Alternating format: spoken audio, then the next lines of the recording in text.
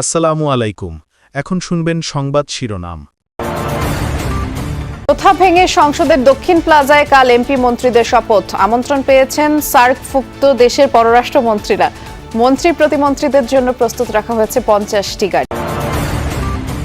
গুলশানের ভাড়া বাসাতেই থাকবেন নতুন প্রধানমন্ত্রী। মন্ত্রী প্রতিমন্ত্রীদের জন্য প্রস্তুত রাখা হয়েছে 37টি বাড়ি। পিরোজপুরে ধানের শীষের নির্বাচন পরিচালনা কমিটির উপজেলা সভাপতি সহ 2 জনকে কুপিয়ে জখম। গাইবান্ধায় যুবদল নেতার উপর হামলা, আঙুল বিচ্ছিন্ন। বরিশাল বিভাগে বড় জয়ে উৎফুল্ল বিএনপির নেতাকর্মীরা। সাতক্ষীরার সব আসনে পরাজয়ের কারণ খতিয়ে দেখছে দল। নতুন সরকারের সামনে দুর্বল আর্থিক খাত টেনে তোলার চ্যালেঞ্জ। খেলাপি ঋণ ব্যবস্থাপনা ও পুঁজিবাজারে নজর দেওয়ার তাগিদ। সংস্কার কার্যক্রম অব্যাহত রাখার পরামর্শ। এতক্ষণ শুনছিলেন সংবাদ শিরোনাম, এবার বিস্তারিত। ত্রয়োদশ জাতীয় সংসদ নির্বাচনের ফলাফলে নিরঙ্কুশ সংখ্যাগরিষ্ঠ দল হিসেবে সরকার গঠন করতে যাচ্ছে বিএনপি নেতৃত্বাধীন জোট। চিরাচরিত প্রথা ভেঙে এই প্রথমবারের মতো নতুন প্রধানমন্ত্রী ও মন্ত্রীদের শপথ হতে যাচ্ছে সংসদের দক্ষিণ প্লাজায়। মঙ্গলবার বিকেল 4টায় শপথ পড়াবেন রাষ্ট্রপতি মোহাম্মদ শাহাবুদ্দিন। এই শপথ অনুষ্ঠানে যোগ দিতে ভারত, পাকিস্তান সহ সার্কভুক্ত দেশগুলোর পররাষ্ট্রমন্ত্রীদের আমন্ত্রণ জানানো হয়েছে। একই দিন সকাল 10টায় শপথ নেবেন নবনির্বাচিত 297 জন সংসদ সদস্য, আর তাদের শপথ পড়াবেন প্রধান নির্বাচন কমিশনার এএমএম নাসির উদ্দিন। আর সবশেষ সংসদের স্পিকার ও কারাগারে থাকা ডেপুটি স্পিকারের অনুপস্থিতিতে এই সংবিধান অনুযায়ী শপথ পড়াবেন সিইসি। এই সরকারের নতুন মন্ত্রিসভার সদস্যদের জন্য এর মধ্যে ড্রাইভার সহ 50টি গাড়ি প্রস্তুত করা হয়েছে। শপথ অনুষ্ঠানের সকল প্রস্তুতি শেষ করেছে মন্ত্রিপরিষদ বিভাগ ও সংসদ সচিবালয়। আইন শৃঙ্খলা বাহিনীও সর্বোচ্চ নিরাপত্তা ব্যবস্থা নিয়েছে। প্রায় 2 দশক পর রাষ্ট্র ক্ষমতায় বাংলাদেশ জাতীয়তাবাদী দল বিএনপি। সরকার গঠনের প্রক্রিয়া এগোতেই এখন জোর আলোচনা। কোথায় থাকবেন নবনির্বাচিত সরকারের ভাবী প্রধানমন্ত্রী তারেক রহমান? গণপূর্ত অধিদপ্তর জানিয়েছে, নতুন করে প্রধানমন্ত্রীর সরকারি বাসভবন নির্মাণের পরিকল্পনা প্রক্রিয়াধীন। আর সেটি বাস্তবায়নের আগ পর্যন্ত তারেক রহমান চাইলে রাষ্ট্রীয় অতিথি ভবন যমুনায় থাকতে পারবেন, কিন্তু সেটিও প্রস্তুত করতে মাসখানেক সময় লেগে যেতে পারে। 24-এর গণঅভ্যুত্থানের পর বদলে যায় দেশের রাজনৈতিক বাস্তবতা। সেদিন ছাত্র জনতার ক্ষোভের সাক্ষী হয়েছিল প্রধানমন্ত্রীর সরকারি এই বাসভবন, গণভবন। পরে সেটি রূপান্তরিত হয় জুলাই স্মৃতি জাদুঘরে। ফলে অনেকের জিজ্ঞাসা, নতুন প্রধানমন্ত্রী থাকবেন কোথায়? গৃহায়ন ও গণপূর্ত মন্ত্রণালয় বলছে, প্রধান উপদেষ্টার বাসভবন যমুনাকে প্রধানমন্ত্রীর সরকারি বাসভবন হিসেবে প্রস্তুত করা হতে পারে। এ বিষয়ে নির্দেশনা পেলে কাজ করবে তারা। যমুনাটা ওইভাবে সিকিউর করা আছে, যদি নির্দেশনা পাই তাহলে যমুনাকে আমরা খুব দ্রুততম সময়ের ভিতরে আমরা মাননীয় প্রধানমন্ত্রীর বাসভবন হিসেবে প্রস্তুত করতে পারব।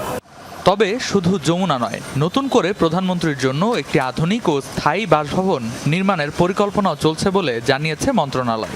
আন্তর্জাতিক মান বজায় রেখে নিরাপত্তা, প্রশাসনিক সুবিধা ও প্রোটোকল ব্যবস্থাকে গুরুত্ব দিয়েই প্রাথমিক পরিকল্পনা নেওয়া হয়েছে। প্রাইম মিনিস্টারের বাসভবন শুধু তো বাসভবন, এটা আমাদের ঐতিহ্য, আমাদের বাংলাদেশের মর্যাদার প্রতীক। এই মর্যাদার প্রতীক যাতে সবচেয়ে মর্যাদাপূর্ণ হয় এবং যে কোনো দেশের প্রধানমন্ত্রীর বাসভবনের সাথে যাতে আমরা পিছিয়ে না থাকি, সেইভাবে তুলনা করেই আমরা একটা পরিকল্পনা করেছি। প্রধানমন্ত্রীর বাসভবন নিয়ে অনিশ্চয়তা থাকলেও রাষ্ট্রীয় অতিথি ভবন যমুনার পাশেই 29 নম্বর ভবন প্রস্তুত রাখা হয়েছে বিরোধী দলীয় নেতার জন্য। 90-এর দশকে এ ভবনটি বরাদ্দ ছিল তৎকালীন বিরোধী নেতাদের জন্য।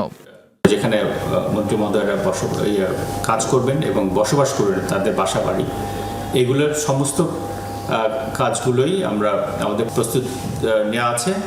ত্রয়োদশ জাতীয় সংসদ নির্বাচনে নিরঙ্কুশ বিজয়ের পর মঙ্গলবার প্রধানমন্ত্রী হিসেবে শপথ নিচ্ছেন বিএনপি চেয়ারম্যান তারেক রহমান। বর্তমানে তিনি থাকছেন গুলশানের 196 নম্বরের ভাড়া বাসায়। দায়িত্ব নেয়ার পর তিনি সেখানেই থাকবেন নাকি অন্য কোথাও, তা নির্ভর করছে একান্তই তার সিদ্ধান্তের উপর। নতুন প্রধানমন্ত্রীর ইচ্ছা অনুযায়ী তার জন্য বাসভবন ঠিক করা হবে বলে জানিয়েছেন গণপূর্ত উপদেষ্টা আদিলুর রহমান খান।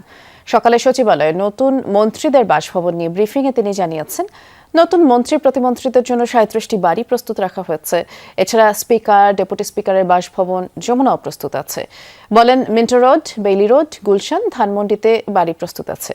আরও জানিয়েছেন, স্বরাষ্ট্র সচিব নাসিমুল গনিকে মন্ত্রিপরিষদ সচিব হিসেবে নিয়োগ দিয়েছে জনপ্রশাসন মন্ত্রণালয়। রাষ্ট্রে যে গত 15.5 বছরের যে ফ্যাসিবাদী শাসন, তার থেকে দেশকে একটা নতুন গতির মধ্যে নিয়ে আসার জন্য চেষ্টা করেছি।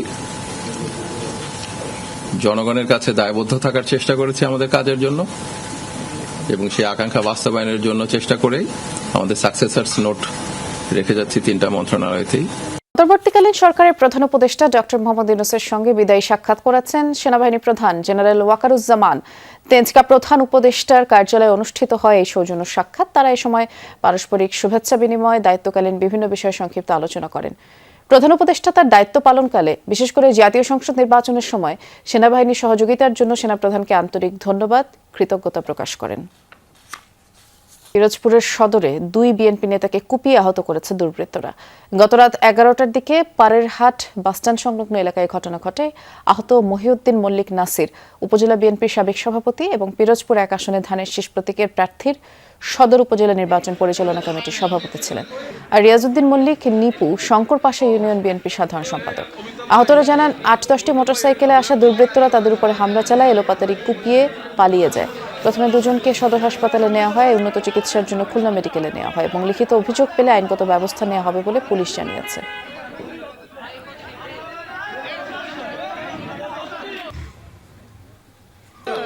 এদিকে গাইবান্ধার পলাশবাড়িতে এক যুবদল নেতাকে কুপিয়ে জখম করেছে দুর্বৃত্তরা। তার হাতের একটি আঙুল বিচ্ছিন্ন হয়ে গেছে।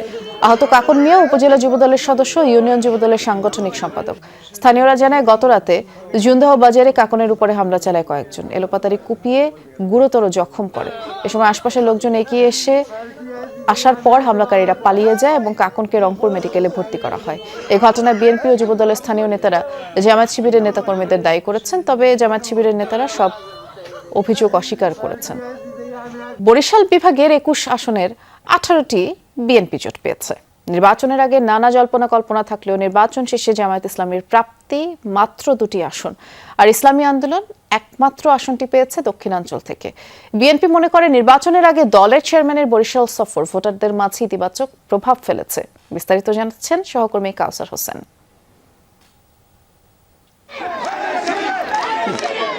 বিএনপির দুর্গ হিসেবে পরিচিত বরিশাল 1978-এ বিএনপি প্রতিষ্ঠার পরের বছর 79 নির্বাচনে দক্ষিণ অঞ্চল থেকে 11টি আসন পায় দলটি। 2001 সালে বেড়ে দাঁড়ায় 17তে। 2008 সালে আওয়ামী লীগের কাছে পরাজয়ের পর এবারের নির্বাচনে আসনগুলো পুনরুদ্ধার করে বিএনপি। দক্ষিণ অঞ্চলের 21 আসনের মধ্যে 16টি পেয়েছে এককভাবে। জোটবদ্ধভাবে প্রাপ্ত আসন সংখ্যা 18। মানুষের যে বিশ্বাস, এটার প্রতি আমরা রেসপেক্টটা রাখতে পারি এবং সম্মানটা করতে পারি। এটা একটা দায়িত্ব, এটা একটা বড় আমানত। মানুষের প্রত্যাশা অনুযায়ী যদি তাদের নাগরিক অধিকার প্রয়োগ করতে পারে, তাহলে মানুষ যে ধানের শীষকে বেছে নেয় এই নির্বাচনের মাধ্যমে সেটাই প্রমাণ হয়েছে।